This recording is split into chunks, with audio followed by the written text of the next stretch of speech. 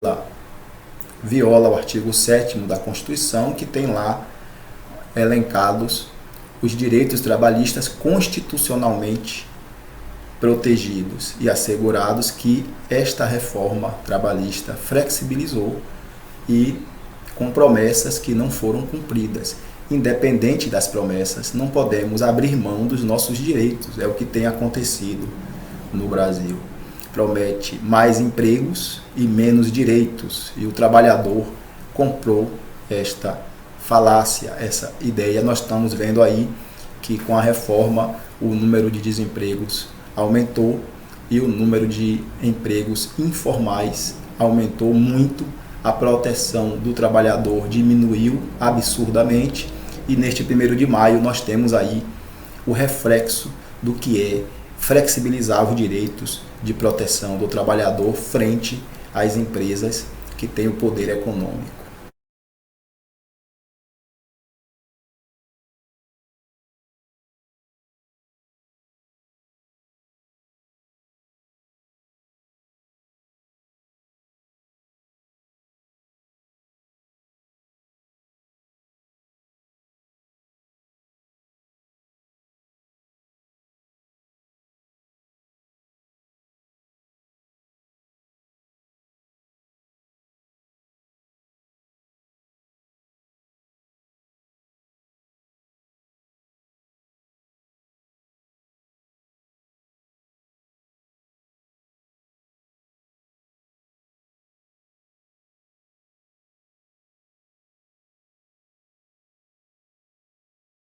Olá amigos, sejam muito bem-vindos ao canal.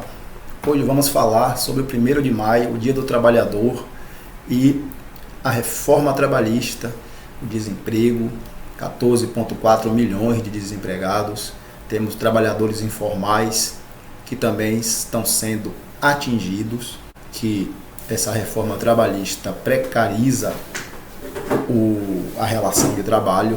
A reforma trabalhista ela não cumpriu a promessa de gerar 6 milhões de empregos. A justificativa da reforma era que iria gerar 6 milhões de empregos e iria aumentar a formalidade. Imaginem vocês, uma flexibilização nas normas trabalhistas não pode aumentar a formalidade. Ela obviamente irá aumentar a informalidade, é o que tem se comprovado, o aumento da informalidade, o aumento do desemprego. A retirada de custos das empresas diminui o consumo e, por sua vez, a diminuição de consumo desestimula a produção. Estamos num mundo cada vez mais que vai para os papéis, um mundo cada vez mais rentista, cada vez mais as aplicações em papéis para se ter um retorno em dinheiro sem passar pela produção industrial. Isso está acontecendo no Brasil, a desindustrialização. A reforma trabalhista ela não trouxe benefícios para os trabalhadores. Você pode consultar a gravidade desta reforma no livro lançado em 2019 pela Rede de Estudos e Monitoramento Interdisciplinar da Reforma Trabalhista no Brasil, intitulado Reforma Trabalhista no Brasil, Promessas e Realidade, publicada pela editora CURT, com apoio do Ministério Público do Trabalho. É um livro que está trazendo uma pesquisa ampla e aprofundada com os dados, os bancos de dados trabalhistas e com 7 capítulos analisando tudo o que foi feito, as mudanças em mais de 100 dispositivos da CLT, que já tinha sido atualizada em 560 artigos, o que não justificava dizer que a reforma era que a CLT era de 1943, que era antiga e por isso tinha que ser modificada, porque ela vinha assim e ela vinha sendo atualizada, tanto que foram atualizados 560 artigos. Mas a promessa de que geraria 6 milhões de empregos, desflexibilizando, tirando custos das empresas, parece que foi ganhando força na população, que não se mobilizaram para impedir os trabalhadores, não se mobilizaram para impedir essa reforma que retirou direitos. E retirou direitos que são garantias constitucionais. Estão lá no artigo 7º da Constituição, mas que foram flexibilizados.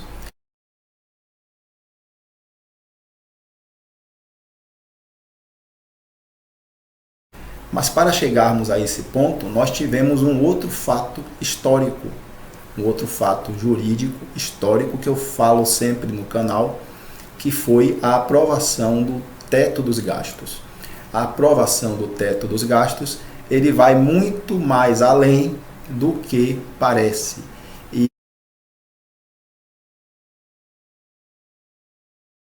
E me parece que o sindicalismo não entendeu a profundidade da aprovação do teto dos gastos, que ele modifica cláusulas pétreas e possibilita que reformas como esta, a reforma trabalhista, sejam aprovadas. Uma vez que o teto dos gastos não fosse aprovado, não haveria espaço para retirada de direitos outros, que, portanto, a flexibilização dos artigos pétreos da Constituição foi ganhando força e foi se relativizando. Você pode ver que o próprio princípio do trânsito e julgado foi relativizado nessa onda de flexibilização de princípios e de direitos que nós brasileiros, a grande parte, não entende que não pode ser modificado. E muitas vezes nada fazemos para impedir.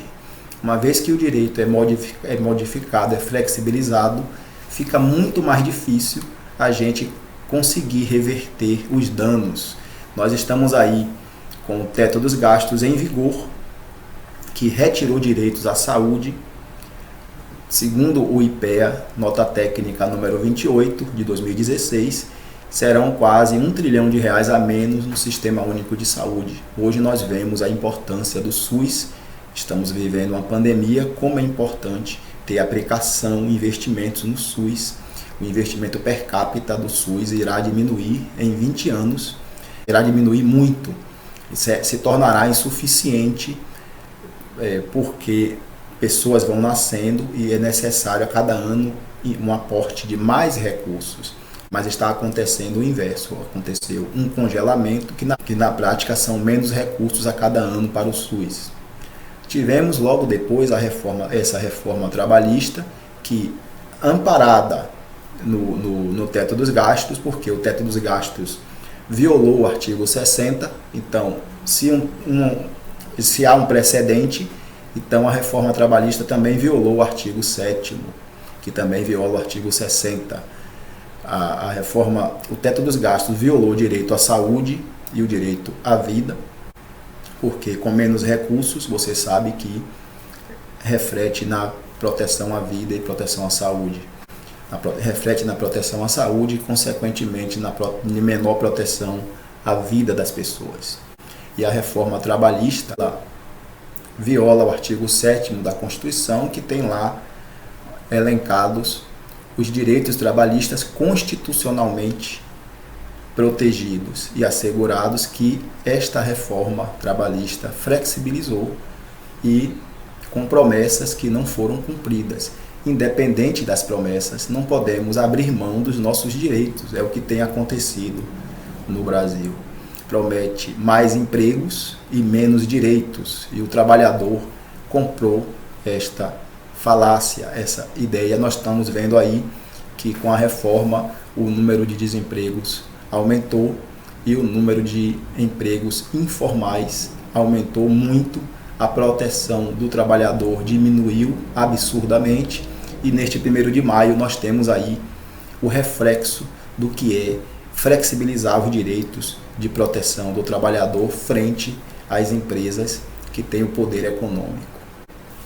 Logo depois tivemos a reforma da Previdência, que da mesma forma como o teto dos gastos iniciou a flexibilização dos direitos à saúde e à própria vida, a reforma da Previdência flexibilizou ou até mesmo extinguiu o direito previdenciário, que é protegido no artigo 60.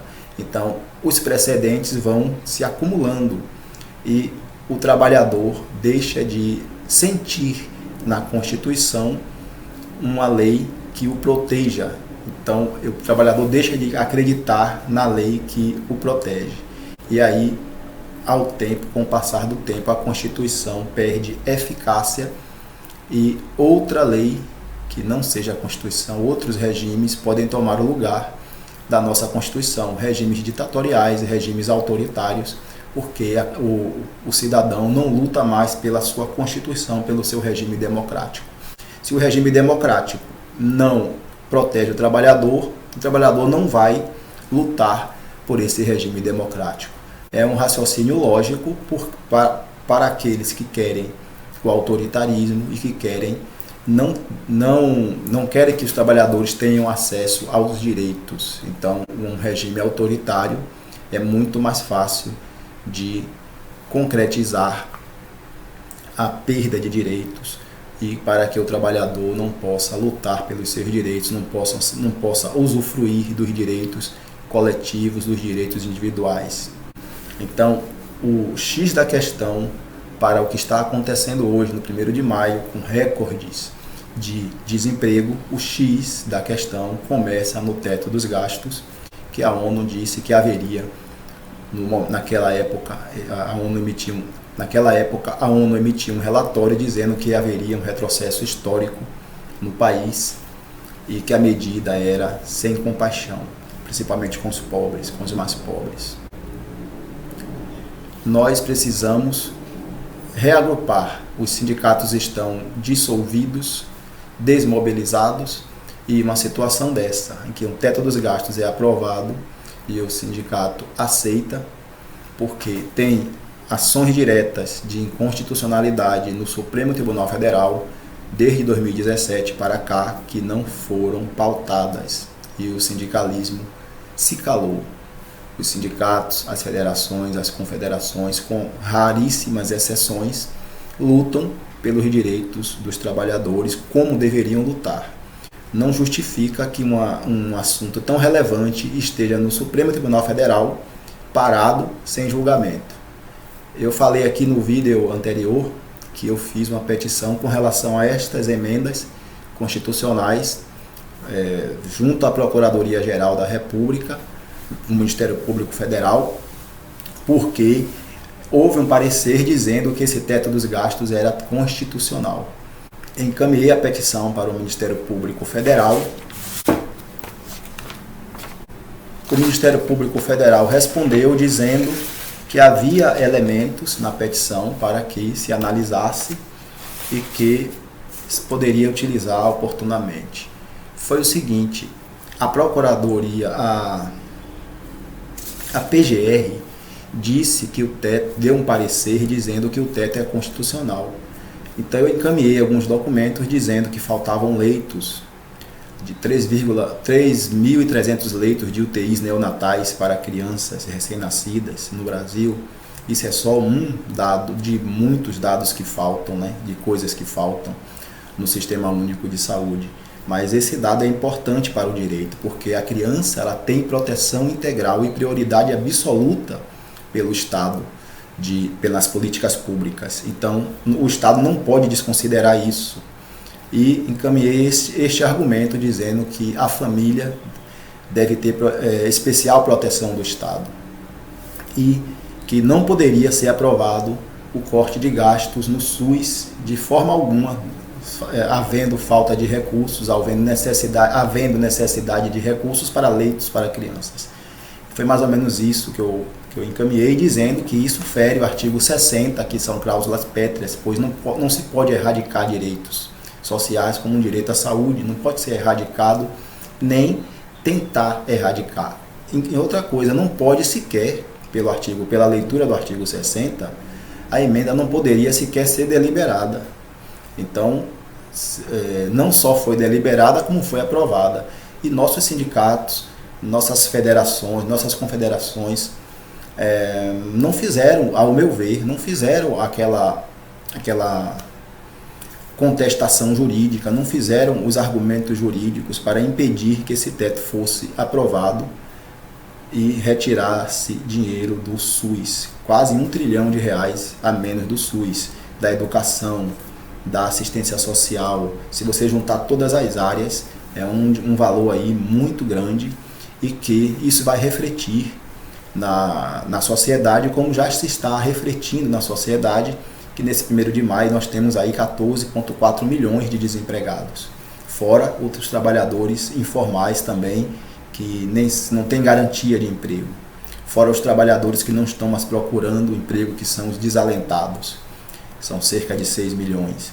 Então há muita gente desempregada, muita gente necessitando de que a reforma trabalhista seja revogada, de que esse teto dos gastos seja revogado e que as políticas públicas no Brasil, que já demonstraram diminuir a desigualdade social, conseguiu atingir metas que a Constituição manda, diminuir as desigualdades sociais e regionais, estava caminhando neste sentido, e a partir do teto dos gastos, o Brasil parou de caminhar nos seus objetivos fundamentais, desconsiderando a dignidade da pessoa humana, desconsiderando os fundamentos da cidadania e da dignidade da pessoa humana, entre outros.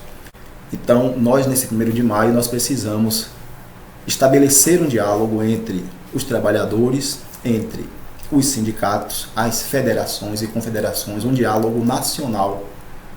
Eu fiz essa proposta em 2016, eu fui ao meu sindicato, fiz essa proposta desse diálogo nacional, não esperar apenas as federações, confederações, e a gente fazer um diálogo entre os sindicatos, todos os sindicatos, e estabelecermos a luta.